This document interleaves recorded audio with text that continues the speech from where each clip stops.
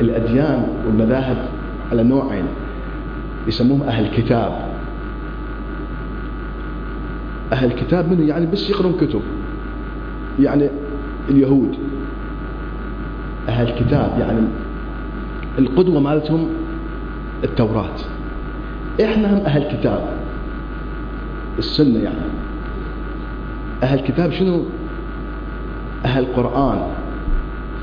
فأهل السنة واليهود أهل كتاب، أما الشيعة والمسيحيين والبوذيين مو أهل كتاب، أهل إنسان، لأنه المسيح هو إنسان، وهو الذي قدوة للمسيحيين مو الإنجيل.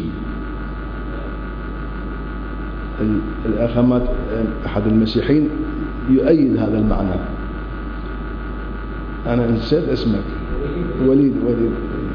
وليد عطو، مو وليد يوسف عطو. الشيعة شوفهم ما يقرون قرآن، ما يحفظون القرآن. أنا هسه واحد أصلا ما أحفظ القرآن، أذكر آيات غلط.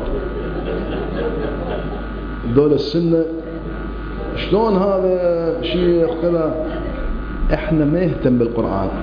ليش؟ لأن عندنا علي، الإمام علي هو القرآن الناطق. عندهم الأئمة فيهتمون بعلي والأئمة أكثر من القرآن. وهذا في الشيء دول السنة الوهابية قصدي يقولون هذول مشركين. بالعكس أقول وجود إنسان في قلبك إنسان حائز على كمالات مثل المسيح، مثل علي بن أبي طالب، مثل الحسين، مثل بوذا. البوذيين هم مو أهل كتاب، أهل إنسان، لأنه يعبدون إنسان كامل هو بوذا.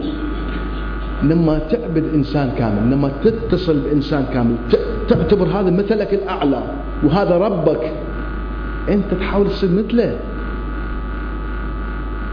يحركك تصير أخلاقك أحسن. ولهذا